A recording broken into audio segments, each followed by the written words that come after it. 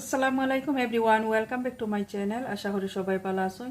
তো যে যেখান থেকে আমার আজকের এই ভিডিও দেখা সবার প্রতি অনেক অনেক দোয়া রইল। এই তো নতুন আর একটা রেসিপি নিয়ে আইলাম, আশা করি সবার ভালো লাগবো যারা রেসিপি পালা পাইন, ফিশ রেসিপি। তো আজকে আমি ফলি মাছ রান্না করবো।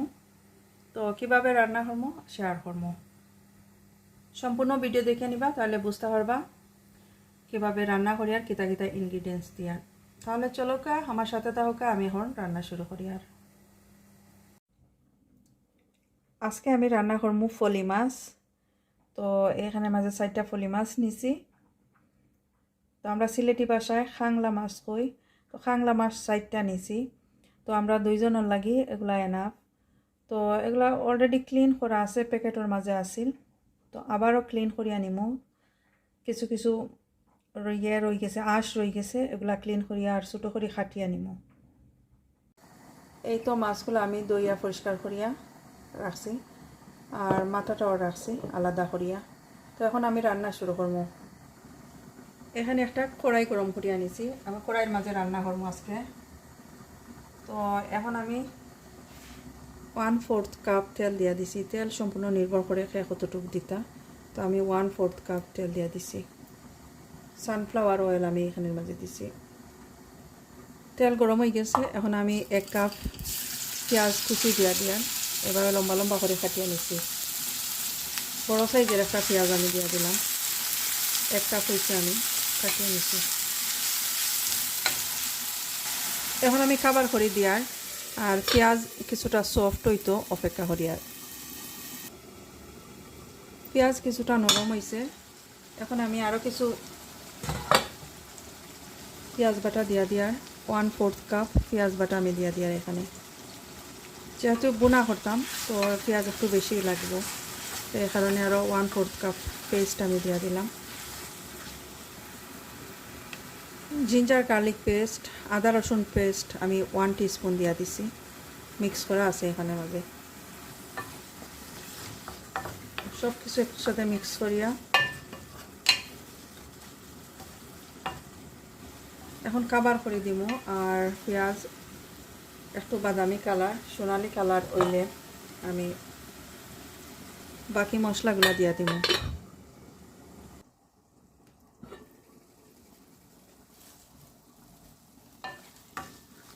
এই যে একটু বাদামি কালার হয়েছে, সোনালি কালার,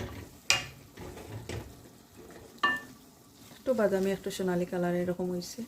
তো এই পর্যায়ে আমি কিছু স্পাইস অ্যাড করব। পাউডার দিয়া দিব। এখন চিলি পাউডার দেওয়ার 1 টিস্পুন দেওয়ার আরও 1/2 টিস্পুন দিব, 1.5 টিস্পুন দিয়া দিলাম। চিলি পাউডার সম্পূর্ণ নির্ভর করে কতটুকু খাইতে জাল। Mix curry powder 1 teaspoon, 1 teaspoon coriander powder, 1/2 teaspoon turmeric powder. যেহেতু মাছ একবারে অল্প দিছি তো এই কারণে 1/2 টিস্পুন দিয়ে দিলাম। 1/2 টিস্পুন কিউমিন পাউডার। সব কিছু একসাথে মিক্স করে নেওয়ার।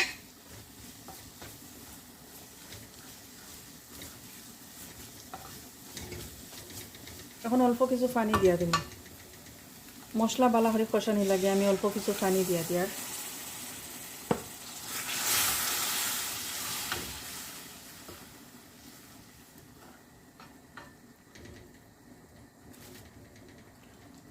এখন আমি কাবার করিয়া দেব, লিড লাগাইয়া দিয়ার কিছু সময়ের লাগে। 3 থেকে 4 মিনিট পরে আমি বাকি প্রসেস দেখাইব।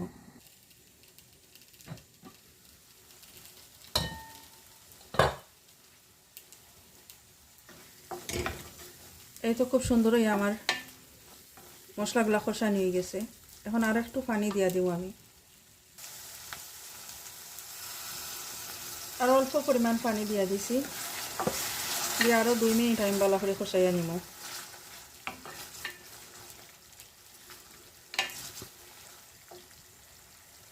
2 মিনিট হয়ে গেছে, এখন আমি লবণ দিয়া টেস্ট অনুযায়ী লবণ আমি এখন দিয়া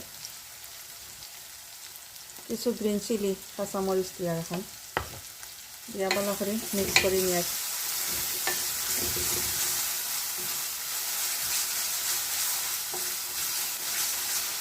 এখন আমি মাছগুলো দিয়া দিব। মাছগুলো আমি দিয়া দিয়া এখানে নেব।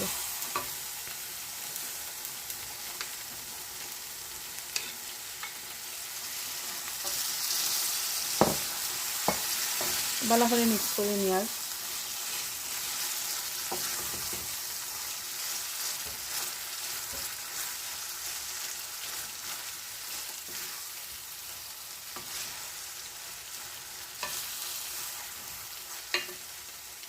এখন আমি কিছু অল্প পানি দিয়া দিয়ে এখানের মাঝে নিচের দিকে পড়ে যাইব, তো এ কারণে আমি অল্প কিছু পানি দিয়া দিলাম। এখন 5 মিনিটও লাগে কভার করে দিয়ার।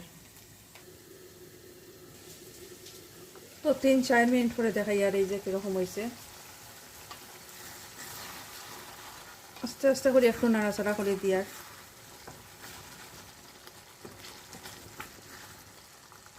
মাছ খুব তাড়াতাড়ি সিদ্ধ হয়ে যায়। তো আমি এখন কিছু ধনিয়া পাতা দিব, আর আমি পানি দিতাম না, এই পানিতেই হয়ে যাব। তো আরও 2 মিনিটের লাগে আমি কভার করে রাখি, আর 2 মিনিট পরে আমি ধনিয়া পাতা দিয়া দিব।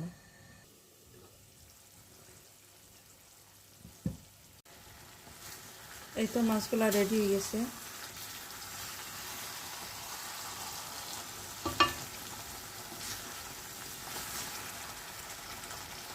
কত সুন্দর এগুলা খুব হয়েছে।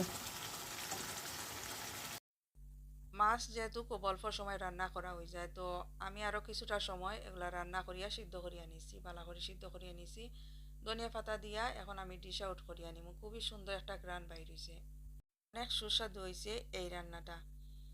তো যদি ভালো লাগে আমার আজকের এই রেসিপি, প্লিজ প্লিজ সাবস্ক্রাইব করিয়া নিবা। যারা ইউটিউব চ্যানেল থেকে দেখরা লাইক শেয়ার অ্যান্ড কমেন্ট করবা, আর যারা ফেসবুক পেজ থেকে দেখবা ফলো বাটনে প্রেস করিয়া নিবা।